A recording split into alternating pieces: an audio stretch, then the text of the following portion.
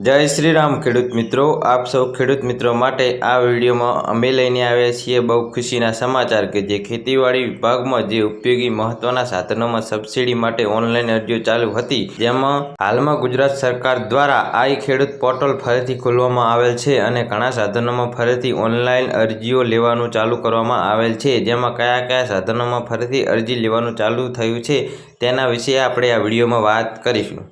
સૌપ્રથમ મિત્રો વાત કરીએ આપણે એન્ડ્રોઈડ મોબાઈલની ખરીદી પર જે સહાય આપવામાં આવે છે, જે સ્માર્ટફોનની ખરીદી પર હવે સહાય આપવામાં આવશે। ઉપરાંત સોલાર પાવર યુનિટ કિટ એટલે કે ઝાટકા મશીન, ત્યારબાદ ટ્રેક્ટર 20 પીટીઓ હોર્સ પાવરથી વધુ અને 60 પીટીઓ હોર્સ પાવર સુધીના મોડેલ માટે ખર્ચાના 25% અથવા 1 લાખ રૂપિયાની મર્યાદામાં બેમાંથી જે ઓછું હોય તે સરકાર માન્ય મોડેલ ખાતા દીઠ વધુમાં વધુ એક માટે સરકારશ્રીની વખતોવખતની ગાઈડલાઈન મુજબ। ત્યારબાદ મિત્રો આપણે વાત કરીએ પાક સંગ્રહ સ્ટ્રક્ચર એટલે કે વાડીએ આપણે ગોડાઉન કહીએ છીએ એ ઉપરાંત own self prophet multipurpose toolbar એટલે કે સનેડો એટલે કે આપણે દેશી ભાષામાં સૌરાષ્ટ્રમાં પ્રખ્યાત સનેડો, ઉપરાંત વનબંધુ સર્વિસ પ્રોવાઈડર યુનિટ અનુસૂચિત જનજાતિના ખેડૂતો માટે, ઉપરાંત એગ્રો સર્વિસ પ્રોવાઈડર આ મુજબના સાધનો માટે મિત્રો તારીખ 21 જૂન 2025 થી જુલાઈ 2025 સુધી સબસિડીઓ માટે ઓનલાઈન અરજીઓ લેવામાં આવશે।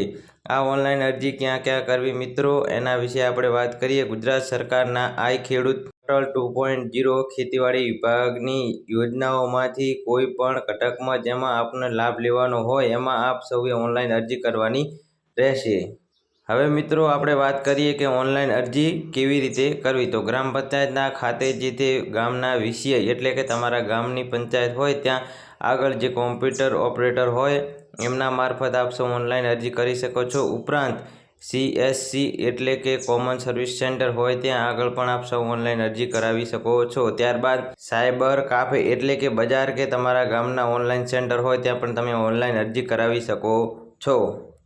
અને મિત્રો જો તમને તમારા જ મોબાઈલથી ઓનલાઈન ફોર્મ ભરતા આવડતું હોય તો તમે જાતે જ ભરી શકો છો, તમારે ક્યાંય બીજે જવાની જરૂર નથી। આ ઓનલાઈન ફોર્મ મોબાઈલથી કેવી રીતે ભરી શકાય તે પણ આપણે ટૂંક સમયમાં બીજો વિડીયો બનાવશું। ઓનલાઈન અરજી કરવા માટે જરૂરી ડોક્યુમેન્ટ 7, 12 અને 8A આધાર કાર્ડની નકલ, બેંક પાસબુકના પ્રથમ પેજની નકલ, મોબાઈલ નંબર, આટલા ડોક્યુમેન્ટ લઈને તમારે અરજી કરવાની રહેશે ઓનલાઈન, અથવા તો તમે ઘરે બેઠા તમારા મોબાઈલથી અરજી કરી શકો છો।